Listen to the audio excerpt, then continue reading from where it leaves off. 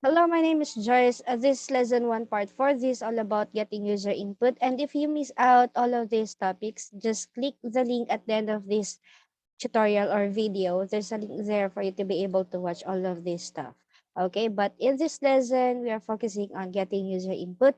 But first, we need to know what is scanner. Scanner is a class in Java utility package used for obtaining or getting user input any of primitive types like integer, double, string, and other data types, okay? But you need to import Java utility scanner first before you get the user input. So let us start with creating our project. Open your Eclipse or any IDE you have there and click this icon here. Create a Java project. Let's name it as program underscore Java. Now let's go and click this generate comments for you to be able to have a clue or create a comment. Then now let's create, and under the source file or SRC, let's create a package for our project. Let's name it user input. Okay. And now create a comment again and then finished. As you can see, there's a comment here. And now let's go creating our first class inside our package. Okay, so this is your program project. This is your source file, backslash source file. And this is your package, which is here. And now let's create our class inside this package. So I'm gonna name it get you in. Okay, so it means get user input. So let's create it like public static. Okay, this is our main program. So just click create, and there you go. We have here generate text, generated text. We have here our main uh, program, and here is our class, and this is our package. Again, if you want to create a project, just click this one, Java project, and then name it. So I will name it project. So we have there Malubay Java, this is a project.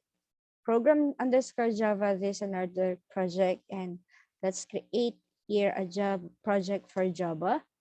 Then create, generate comments, and then click create. Next, all you have to do is click this SRC, right click sa mouse, then new, and create a package inside the source file. So let's create use in. So generate comments again because I want to have this generated comments. Then click this folder or package, and then right click sa mouse and click new, and then click this class for you to be able to create your class. So, try naman natin mag-name ng get in user. So, let's get the input of the user and make it a public static void main. So, these are your main program. So, click finish.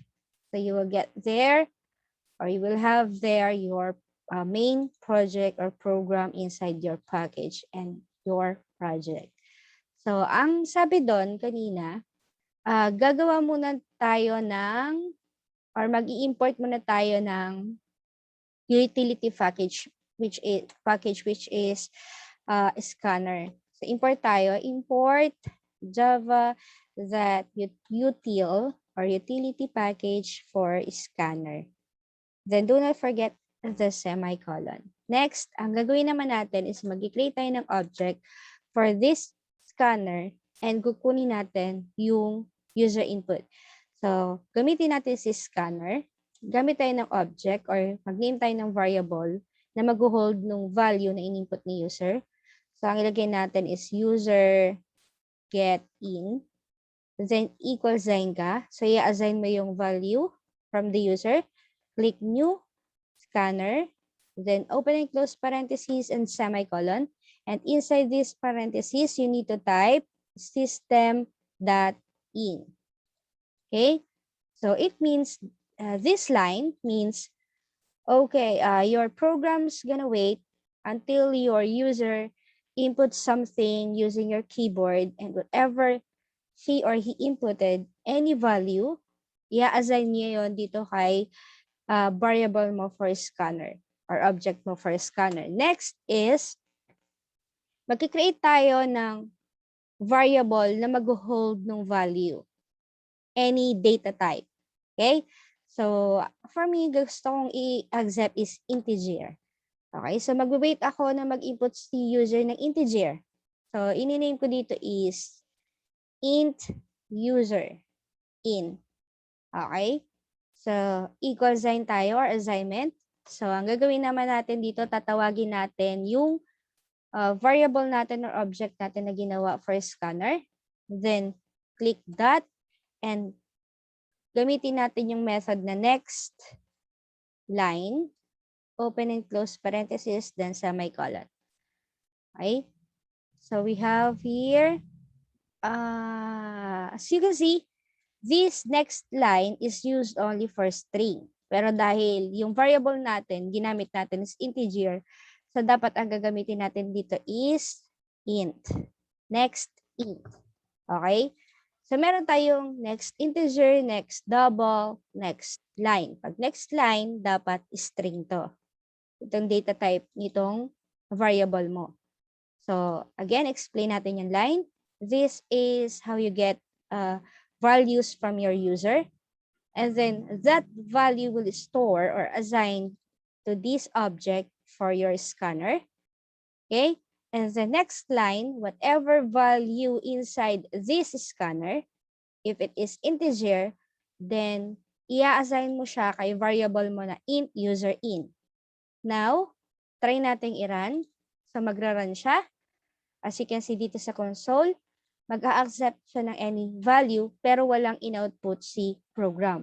Kasi ang ginawa lang ng program mo is nag-accept and nag-store ng value dito sa variable.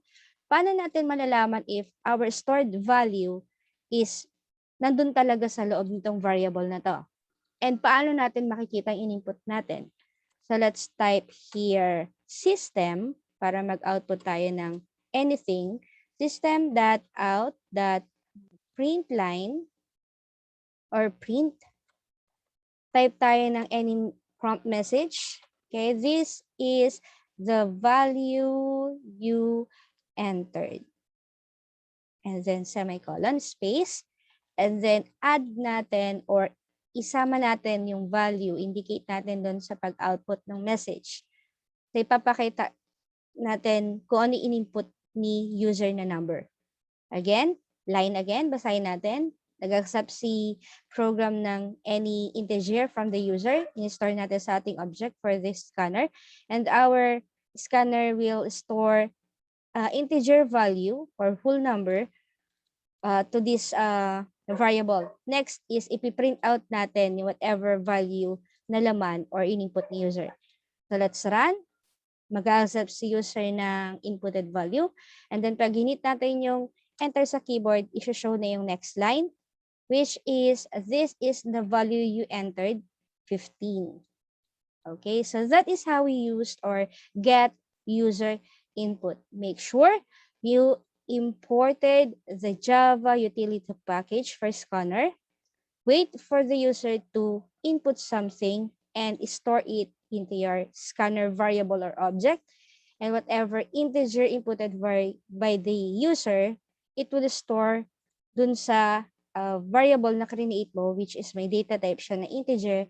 And then after that, i-output ng system natin whatever value yung input ni user. Okay, so that is all for this video and hope you learned something about here. And see you at the next video. Bye guys, have a nice day.